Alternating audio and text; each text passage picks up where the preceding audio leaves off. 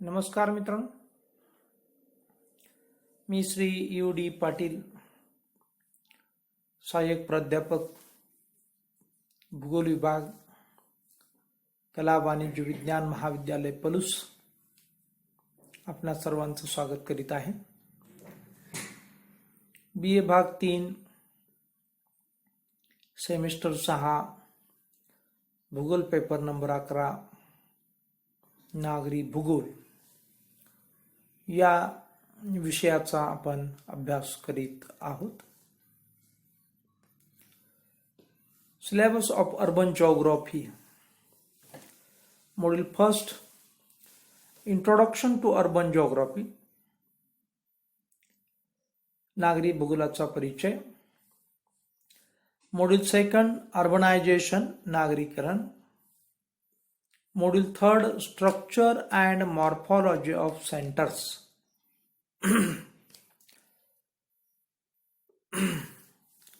नागरी केंद्रांची संरचना व रूपिकी. मॉड्यूल 4 अर्बन प्रॉब्लेम्स, नागरी समस्या. यामध्ये मित्रांनो आपण पहिला चॅप्टर पूर्णपणे अभ्यास केला आहे, इंट्रोडक्शन टू अर्बन जिओग्राफी, नागरी भूगोलाची ओळख. आणि दुसरा चॅप्टर अर्बनायझेशन म्हणजेच नागरीकरण, हा जो चॅप्टर आहे या चॅप्टरच्या अभ्यासाला आपण सुरुवात केलेली आहे. मित्रांनो,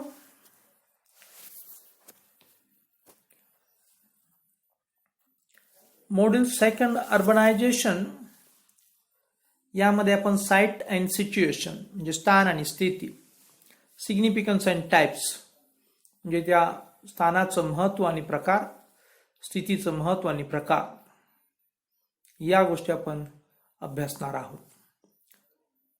कन्सेप्ट ऑफ फॅक्टर्स अर्बनायझेशन, नागरीकरणाची संकल्पना व नागरीकरणाचे घटक. त्यानंतर patterns of urbanisation in developed and developing countries, म्हणजेच विकसित आणि विकसनशील देशामधील नागरीकरणाचं प्रारूप. फंक्शनल क्लासिफिकेशन ऑफ सिटीज, कार्यानुसार नगरांची वर्गीकरण. या गोष्टींचा आपल्याला अभ्यास करावायचा आहे. यामध्ये आपण नगरे व शहरांचे स्थान व स्थिती याला विशेष असं महत्व आहे, कारण नगरांचा शहरांचा विकास, विस्तार व त्यांचे स्वरूप यावर मित्रांनो स्थान आणि स्थिती या दोन्ही गोष्टींचा प्रभाव पडत असतो. या सर्व गोष्टींचा आपण अभ्यास केलेला आहे. त्यानंतर नगरे व शहरांचे स्थान, नगरे व शहरांचे स्थान या संदर्भात आपण सविस्तर अशी चर्चा केलेली आहे. प्रत्येक शहर ज्या ठिकाणी वसलेलं आहे त्याला त्या शहराचं स्थान असे म्हणतात. दुसऱ्या शब्दामध्ये दुसरी ही व्याख्या आहे, निरपेक्ष स्थान किंवा निरपेक्ष ठिकाण म्हणजे त्या शहराचं स्थान होय. तर या स्थानावरती परिणाम करणारे किंवा नगराच्या स्थानावरती परिणाम करणारे घटक आपल्याला अभ्यासायचे आहेत. त्यामध्ये भूपृष्ठ रचना, पाणी पुरवठा, जमीन, हवामान, दळणवळण, आर्थिक घटक, सामाजिक घटक, या सर्व गोष्टींचा आपल्याला अभ्यास करावायचा आहे. नगरे व शहरांच्या स्थानाचे प्रकार व महत्व. यामध्ये मित्रांनो सुरक्षित स्थान, नदी किनाऱ्याचे स्थान,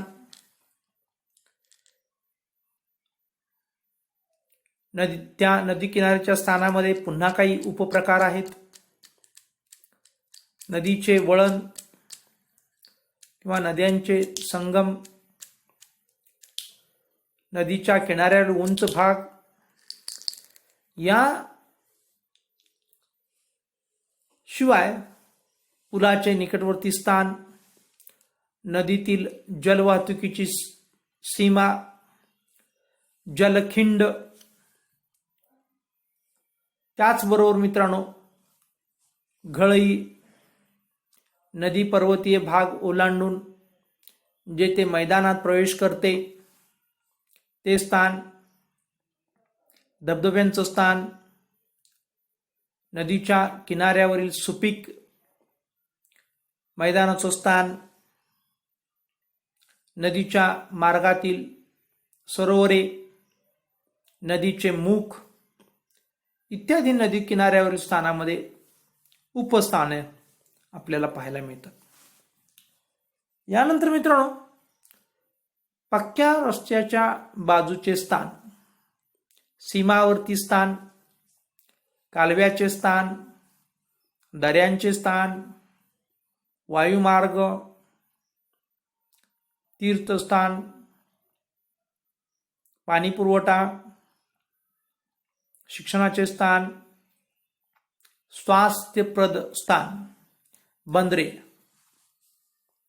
याशिवाय मित्रांनो शिल्पकेंद्रे, लष्करी छावणी, भूरचनेच्या संदर्भात नगरे किंवा शहरांचे स्थान, पर्वतीय स्थान, तटवर्ती स्थान, द्वीपीय स्थान, या सर्व हे स्थानांचे प्रकार आहेत आणि या सर्व स्थानांचं आपण महत्त्व सुद्धा याच बरोबर अभ्यासलेलं आहे. प्रकार आणि महत्त्व. याशिवाय मित्रांनो नगरे व शहरांची जी काही स्थिती आहे यामध्ये कोणत्याही नगराची वा शहराची स्थिती त्या नगराच्या वा शहराच्या पार्श्वभूमीशी संबंधित असते. या गोष्टीही आपण अभ्यासलेल्या आहेत. यामध्ये मित्रांनो आपण नगराच्या सभोवतालची जी काही स्थिती किंवा पार्श्वभूमी किंवा ज्याला भौगोलिक पर्यावरण किंवा नैसर्गिक पर्यावरण असं आपण म्हणतो, या सर्व गोष्टींचा आपण या ठिकाणी चर्चा अभ्यास केलेला आहे आणि त्या पार्श्वभूमीवरून नगराची स्थिती ठरते. उदाहरणार्थ नगराच्या सभोवताली सुपीक जमीन असेल तर मित्रांनो नगराची जी काही पार्श्वभूमी आहे ही सुपीक जमीन असल्यामुळं कृषी क्षेत्र त्या ठिकाणी विकसित झालेलं असतं आणि कृषी क्षेत्र मित्रांनो किंवा कृषी पार्श्वभूमी किंवा कृषी क्षेत्र स्थिती ही नगरांच्या स्थितीचा प्रकार आहे. कारण सभोवतालची परिस्थिती, सभोवतालची जी काही स्थिती आहे ही कृषीची स्थिती असल्यामुळं किंवा सुपीक जमीन, मृदा ज्याला आपण म्हणतो ते असल्यामुळं, पाणी उपलब्ध असल्यामुळं, हवामान व्यवस्थितरित्या असल्यामुळं आपल्याला या सर्व गोष्टी त्या ठिकाणी पाहायला मिळतात. यानंतर आपण मित्रांनो नगरे किंवा शहरांच्या स्थितीचे प्रकार व महत्त्व आपण अभ्यासलं आणि आज आपल्याला पुढचा जो मुद्दा आहे नागरीकरणाची संकल्पना अभ्यासायची. मित्रांनो नागरीकरण म्हणजे अर्बनायझेशन हा शब्द इंग्रजी अर्बन या शब्दापासून बनला आहे. अर्बन हा शब्द लॅटिन भाषेतील अर्ब्स या शब्दापासून तयार झाला आहे. लॅटिन भाषेत अर्ब्स या शब्दाचा अर्थ मित्रांनो नगर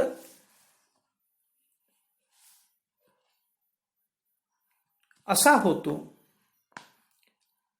याप्रमाणे अर्बन शब्दाचा अर्थ नगरासंबंधी किंवा शहरासंबंधी असा होतो. हे आपण मित्रांनो मराठी भाषेमध्ये सुद्धा याचं आपल्याला विश्लेषण करून सांगता येईल. हे जसं इंग्रजी भाषेतील अर्बन हा शब्द लॅटिन भाषेतील अर्ब्स या शब्दापासून आला आणि त्याचा अर्थ नगर असा होतो आणि अर्बन शब्दाचा अर्थ नगरासंबंधी किंवा शहरासंबंधी असा होतो. याचबरोबर मित्रांनो नगर हा शब्द मराठी शब्द याची जर फोड केली नग अधिक आगर म्हणजेच मित्रांनो नग म्हणजे पर्वत, उंच उतुंग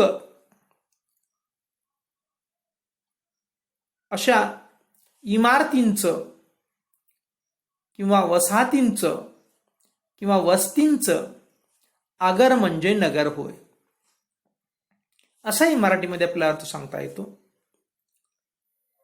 परंतु मित्रांनो नागरीकरणाची जी काही संकल्पना आहे ही अत्यंत सोपी संकल्पना आहे, फार किचकट नाहीये. अगदी सोप्या शब्दामध्ये नागरीकरणाची संकल्पना समजून घेताना एखाद्या ठिकाणची वाढ कशी व कोणत्या प्रकारे होते याचा अभ्यास म्हणजेच नागरीकरणाची संकल्पना होय. हे या ठिकाणी आपल्याला माहीत असणं लक्षात आहे किंवा माहीत असणं आवश्यक आहे. ही गोष्ट आपण पाहणं की कशी वाढ झालेली आहे, कोणत्या प्रकारची वाढ झालेली आहे नगराची हे समजून घेणं म्हणजेच नागरीकरणाची संकल्पना आहे. मित्रांनो एखाद्या ठिकाणची जी काही नगर असेल तर ते नगर कसं विकसित झालेलं आहे ही प्रक्रिया समजून घेणं म्हणजे नागरीकरण होय किंवा ही प्रक्रिया म्हणजेच नागरीकरण होय किंवा नागरीकरणाची संकल्पना होय. आपण पहिल्या प्रकरणामध्ये काही नागरी ठिकाणांच्या परिभाषा ज्याला आपण संज्ञा असं म्हणतो अभ्यासलेल्या होत्या. त्यामध्ये मित्रांनो ग्रामनगर त्याला आपण अर्बन व्हिलेज असं म्हटलं होतं. नगर त्याला इंग्लिशमध्ये आपण टाउन असं म्हटलं होतं. शहर ज्याला आपण सिटी असं म्हटलेलं होतं. महानगर मेट्रोपॉलिस असं त्याला आपण नामकरण केलं होतं. महानगर मेगालोपॉलिस असा त्याचा आपण उल्लेख केला होता. नागरी प्रदेश म्हणजे कॉन्ट्रीब्युशन किंवा कॉन्युरुबेशन नागरी प्रदेश या सर्व संज्ञा आपण अभ्यासल्या. आणि मित्रांनो एखाद्या शहरानं या सर्व संज्ञांच्या मधून जर प्रवास केला असेल तर मित्रांनो तो प्रवास म्हणजेच नागरीकरण किंवा अर्बनायझेशन होय किंवा नागरीकरणाची संकल्पना होय. याचं अधिकचं विश्लेषण आपल्याला असं करता येईल की एखादं शहर जे आहे हे एखादं शहर अगदी सुरुवातीपासून शहर नसतं. सुरुवातीला ते ग्रामनगर असतं म्हणजेच त्या ग्रामीण अशा वसाहतीमध्ये नागरीकरणाचा उदय झालेला असतो. त्यानंतर त्या ग्रामनगराचा पुढे विकास होत जाऊन ते नगर बनतं. कालांतराने ते शहर बनतं. त्यानंतर आणखीन काही कालावधी गेल्यानंतर ते महानगर आपल्याला बनलेलं पाहावयास मिळतं. त्यानंतर काही वर्षानंतर ते महानगर असं बनतं. तर काही शहरांच्या बाबतीत भविष्य काळात ते कॉन्युर्बेशन बनतील किंवा वर्तमान काळात सुद्धा कॉन्युर्बेशन असतील किंवा नागरी प्रदेश असतील, हे एखाद्याच ठिकाणीच एकच छोटस असणारी वसाहत इतक्या मोठ्या प्रमाणात बदलत जाते. ग्रामनगरापासून नगर, शहर, महानगर, महामहानगर, संलग्न नगर किंवा नागरी प्रदेश, या सर्व चेन जर एकाच शहरानं पाहिली असेल तर ती मित्रांनो नागरी प्रक्रिया होते किंवा नागरीकरणाची संकल्पना होते. हे आपण या ठिकाणी लक्षात घ्या. मग यासाठी लागणारा कालावधी हा, याला काही टाइम बॉन्ड नाहीये.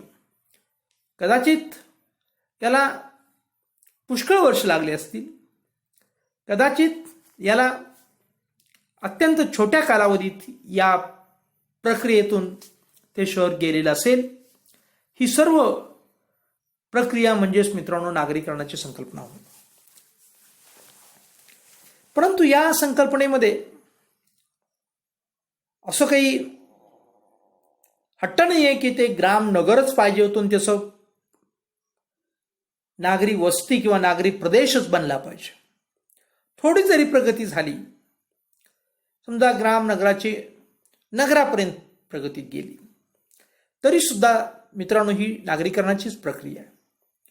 किंवा एखादं नगर महानगरापर्यंत गेलं, ही सुद्धा नागरीकरणाचीच प्रक्रिया आहे.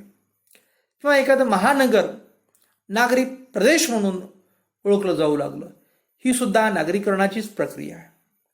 आणि या सर्व ठिकाणी मित्रांनो कोणत्याही प्रकारचं टाइम बॉन्ड असत नाहीये. हे या ठिकाणी आपण लक्षात घेणं अत्यंत महत्त्वाचं आहे. अशा प्रकारे आपण ही नागरीकरणाची जी काही संकल्पना आहे ही या ठिकाणी समजून घेण्याचा प्रयत्न आपण केलेला आहे. यानंतर मित्रांनो निरनिराळ्या तज्ञांनी नागरीकरणाच्या वेगवेगळ्या प्रकारे व्याख्या केलेल्या आहेत. यामध्ये नेल्सन अँडरसन यांच्या मतानुसार ज्या ठिकाणी उद्योगधंद्यांचा अधिक प्रमाणात विकास होऊन तेथील जीवन पद्धती ग्रामीण भागापेक्षा वेगळी तयार होते, त्यास नागरीकरण असे म्हणतात. पहा, नेल्सन आणि अँडरसननी नागरीकरण प्रक्रियेमध्ये उद्योगधंद्यांच्यामुळं किंवा उद्योगधंद्यांचा विकास होऊन त्या ठिकाणची असणारी जी काही ग्रामीण जीवनशैली आहे याचा कायापालट होऊन त्या ठिकाणी शहरी जीवन पद्धतीचा उदय होतो. यास मित्रांनो नेल्सन अँडरसन यांनी नागरीकरण असं म्हटलेलं आहे. हे नागरीकरणाची आणखीन सोपी व्याख्या किंवा ही प्रक्रिया असल्याचं आपल्याला अँडरसन यांनी सांगत आहे. मित्रांनो नागरीकरणाची जी काही प्रक्रिया आहे या प्रक्रियेमध्ये पूर्णपणे जर ही प्रक्रिया ग्रामीण असणाऱ्या जीवनामध्ये उदयास आली नागरीकरण प्रक्रिया, तर त्या ठिकाणचं जीवन पूर्णपणे बदलतं. राहणीमान बदलतं, राहणीमानाचा दर्जा सुधारतो किंवा त्या ठिकाणी अनेक असे उद्योगधंदे असल्यामुळं रोजगार मोठ्या प्रमाणात असतो आणि या रोजगार प्राप्त करण्यासाठी परिसरातून लोक स्थलांतरित होऊन येतात, ते ग्रामीण भागातून येतात. या सर्व गोष्टी म्हणजेच नागरीकरण प्रक्रिया आहे असं अँडरसननी या ठिकाणी सांगितलेलं आहे. त्यानंतर मित्रांनो संयुक्त राष्ट्र संघाने केलेल्या व्याख्येनुसार ग्रामीण वसाहती तेथील व्यवसाय व उत्पादन यांचे वेगवेगळ्या वसाहतीत, वेगवेगळ्या व्यवसायात, वेगवेगळ्या उत्पादनात रूपांतर म्हणजे नागरीकरण होय. पहा, ग्रामीण वस्ती, तेथील व्यवसाय, उत्पादन यांचे वेगळ्या वसाहतीत, वेगळ्या व्यवसायात, वेगळ्या उत्पादनात रूपांतर म्हणजे नागरीकरण होय. म्हणजेच अँडरसननी जी काही व्याख्या सांगितलेली आहे, ही व्याख्या या ठिकाणी वेगळ्या शब्दात मांडलेली आहे. थोडक्यात ग्रामीण वसाहतीचा कायापालट किंवा रूपांतर शहरी वसाहतीत होणे, किंवा तेथील असणारे जे काही प्राथमिक व्यवसाय आहेत, या प्राथमिक व्यवसायाचं रूपांतर, या प्राथमिक व्यवसायापासून मिळणारा जो कच्चा माल आहे त्याच्यापासून पक्का माल तयार करणाऱ्या व्यवसायात त्याचं रूपांतर होणं,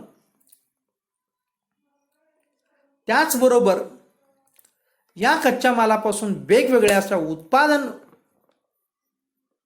तयार करणं, हा जो काही कायापालट आहे, हा कायापालट म्हणजे मित्रांनो नागरीकरणाची प्रक्रिया आहे, असं संयुक्त राष्ट्रसंघानं केलेल्या व्याख्येमध्ये म्हटलेलं आहे.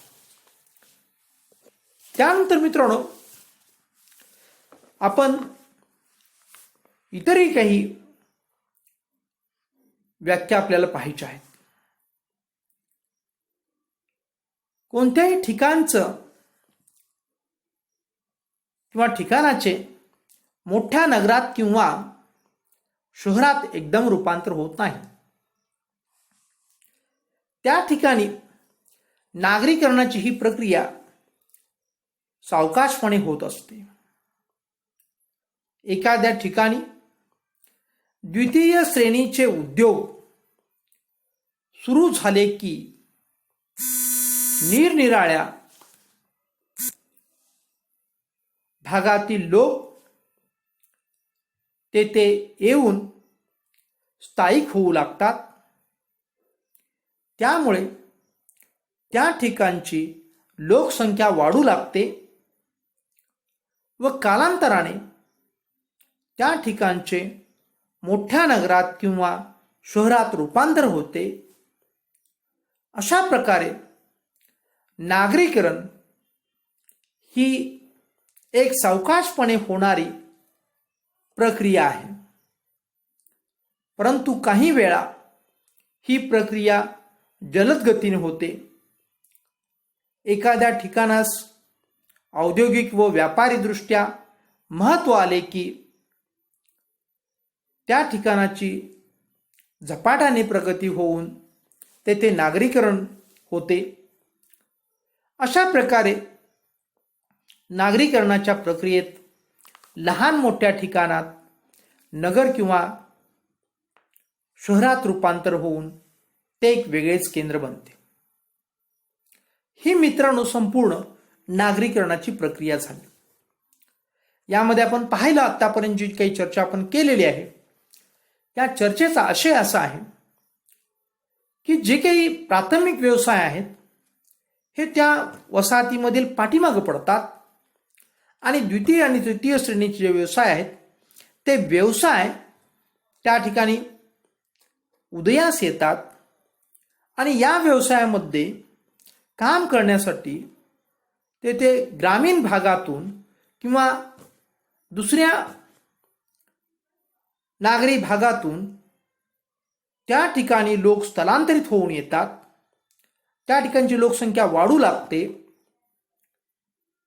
त्या असणाऱ्या नगराचं किंवा त्या असणाऱ्या वस्तीचा मोठ्या नगरात किंवा मोठ्या शहरात रूपांतर होतं. ही संपूर्ण प्रक्रिया हळुवारपणे चालणारी असते आणि हळूहळू या प्रक्रियेमध्ये नगर किंवा शहर मोठं होत जातं. ही नागरीकरणाची प्रक्रिया होय. मित्रांनो, या ठिकाणी आपण लक्षात घेतलं पाहिजे की काही वेळेस ही प्रक्रिया जलद सुद्धा असते. काही राजकीय निर्णयामुळं किंवा काही त्या ठिकाणच्या औद्योगिक किंवा व्यापारी दृष्ट्या त्या नगराला महत्त्व प्राप्त झाल्यामुळं त्या ठिकाणी झपाट्यानं सुद्धा नागरीकरण आपल्याला पाहायला मिळतं आणि एक छोटीशी वसाहत खूप मोठी वसाहत म्हणून उदयास येते. हे सर्व नागरी प्रक्रियेतूनच मित्रांनो घडतं आणि हा सर्व भाग म्हणजे नागरीकरण प्रक्रियेचा भाग आहे. हे या ठिकाणी आपण लक्षात घेण्यासारखं अत्यंत महत्त्वपूर्ण गोष्ट आहे. त्यानंतर मित्रांनो, नागरीकरणाच्या प्रक्रियेचा अर्थ निरनिराळ्या तज्ज्ञांनी वेगवेगळ्या प्रकारे लावलेला आहे. बर्गेल या तज्ज्ञाच्या मते ग्रामीण वसाहतीचे नागरी वसाहतीत रूपांतर होण्याच्या प्रक्रियेला नागरीकरण असे म्हणतात. पहा, बर्गेल यांनी किंवा या तज्ज्ञाच्या मते जी काही ग्रामीण वसाहत आहे ही ग्रामीण वसाहतीचं नागरी वसाहतीत रूपांतर होण्याची प्रक्रिया म्हणजे नागरीकरण. अगदी सोप्या शब्दात आपण जो काही बराच वेळ याच्यावरती चर्चा करतोय ते अगदी कमीत कमी शब्दात या ठिकाणी बर्गेल यांनी हे स्पष्ट केलेलं आहे. थॉम्सन यांच्या मते शेती व्यवसाय असलेल्या एखाद्या ठिकाणाची लोकसंख्या जेव्हा द्वितीय श्रेणीत उद्योगधंदे, प्रक्रियात्मक उद्योग, व्यापार, दळणवळण इत्यादीकडे स्थलांतरित होते तेव्हा त्या प्रक्रियेला मित्रांनो नागरीकरण असे म्हणतात.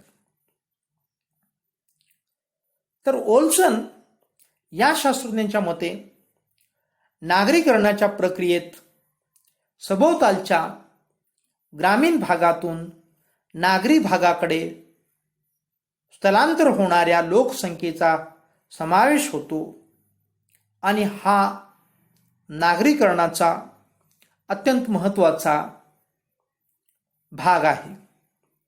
थोडक्यात मित्रांनो, नागरीकरण प्रक्रिया म्हणजे ग्रामीण वस्तीचे नागरी वस्तीत रूपांतर होऊन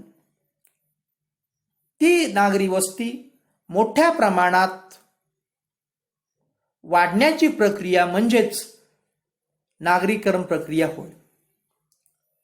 अशा प्रकारे आपण नागरीकरण संकल्पनेचा या ठिकाणी घोषवारा घेतलेला आहे. नागरी ठिकाणीही उद्योगधंदे, व्यापार व दळणवळणाची केंद्रे असतात. शिवाय ती प्रशासन, शिक्षण, आरोग्य, मनोरंजन इत्यादींची व सुखसोयींची केंद्रे असतात. त्यामुळे लोकांना शहरांचे आकर्षण असते, म्हणून लोक शहराकडे स्थलांतर करतात. लोक शहराकडे जाऊ लागले म्हणजे नागरीकरणाची प्रक्रिया सुरू झाली असे म्हणता येईल. या प्रक्रियेत केवळ नागरी भागाकडून शहराकडे लोकसंख्येचे स्थलांतरित होत नसून शहराकडून मोठ्या शहराकडे लोकसंख्येचे स्थलांतर सुद्धा होत असते.